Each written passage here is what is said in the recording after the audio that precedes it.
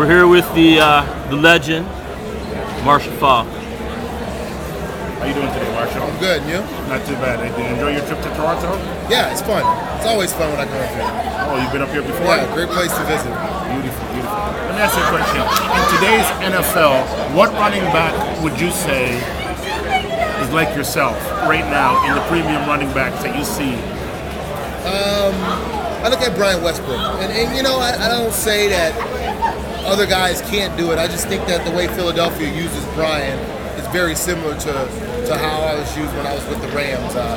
Last year, he actually led the league from yardage from scrimmage. Right. And the guy, he does it all for them. Whatever they ask him to do, he can do it. Thank you. Let me ask you a question. Is Jamie Dukes on TV as big as he looks? Jamie Dukes was as big as he looked, or looked. If you look at Jamie now, there's a new slimmer version of Jamie. He's dropped about, I don't know, maybe 40, 50 pounds. Does that mean he has to get rid of all those tailor-made suits that he has? You know, he's in the process of like scaling them down. You know, there's enough material there for Jamie to get rid of some of it and still have a decent suit. Would you say Mike Martz is your favorite offensive coordinator that you ever played for? Yes, I definitely say Mike Martz is without a doubt my favorite offensive coordinator. If you were to go into the Hall of Fame, what hat would you wear? The Rams or the Colts? You know, that would be a tough choice. And probably when I retired, I would have said it was easy, go Rams. The good thing is you don't have that choice anymore. Right. You go in with every team that you played with on your bus.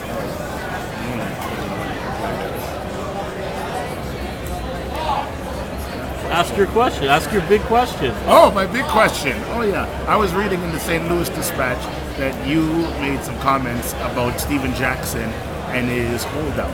But due to my research, I did some research and I found that you yourself held out when you got traded from the Colts to the Rams.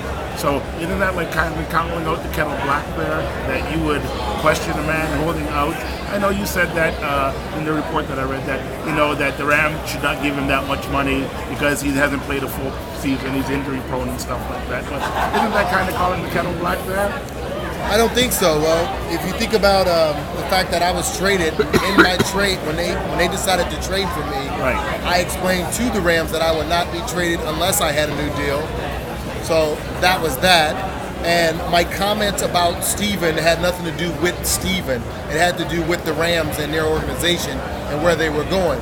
And what I explained to them is, if you want to build a team, right now you have no offensive line, you have no defensive line. It doesn't make sense to pay a running back $30 million of guaranteed money when he's going to get hurt.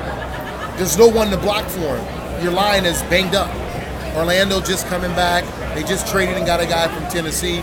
So what I was saying, I was speaking from a general manager's point of view, that if I was a general manager, you wouldn't pay him the money. I wouldn't pay him the money. I would trade him, right. get more players, because that would benefit the team more than it would paying him $30 million. Right. Not to mention, you're signing a guy who's disgruntled. Right. The fans in St. Louis, everybody isn't behind him. He's not going to put butts in the seats for you.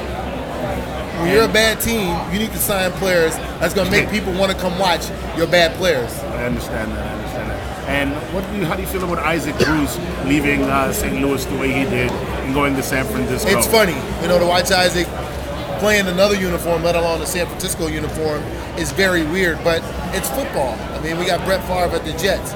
It's football, and what it is guys want to play. And when you want to play and you have the desire and the determination and the heart, it doesn't matter what team you play for, because that team, your loyalty to them doesn't mirror their loyalty to you. And other than the NFL Network, what else is Marshall Faulk up to these days? That's it. That's all I do. I do NFL Network, and I go home and I rest and I relax. That's enough. Trust me, the NFL Network is enough. Is Rich Eisen's hair as cute as it looks on TV? I can't confirm or deny the likes of Rich Eisen's hair. Whose hair is more nicer, Steve Mariucci or Rich Eisen? I believe Rich would say Steve has probably the best head of hair that he's ever seen on a man. In your tape deck, in your CD player that you have in the car right now, what CD are you bumping right now? I'm listening to Lil Wayne. Which track? All of it. You like the one about the aliens? I listen to it all. I never rewind or go forward. I listen from 1 to 16. The great Marshall Faulk. Thank you very much for the interview. I got sir. questions though. I got sorry, a couple of sorry. questions for him. There. First question is, how many people's ankles did you break with jukes back in the day? I have no idea. I have no idea how many ankles were broken in my days of playing.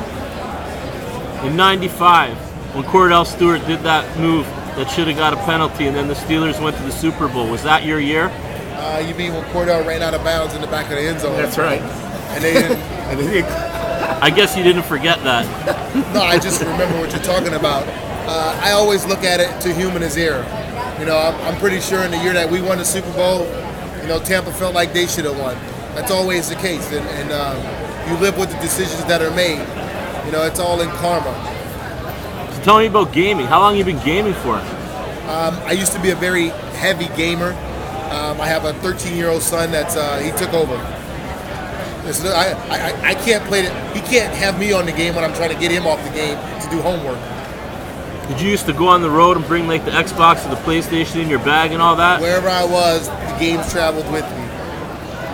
What was your game? Madden. That's what we played. That's what we all competed at, Madden. Did they get all you the, right? All the other stuff we didn't. The new Halo, Halo 3, all that. Rainbows, we didn't. It was all about Madden. Played a little college basketball, maybe NBA Live at times, but pretty much Madden is what most guys compete at. Last year they gave Devin Hester 100. Did he deserve that? That was the first time a guy had ever received 100 on a game. And I guess, you know, you give him 100, he plays special teams.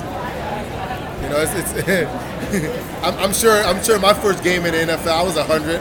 But after about 20, 30 carries a game, I was down to maybe 98 by the season end.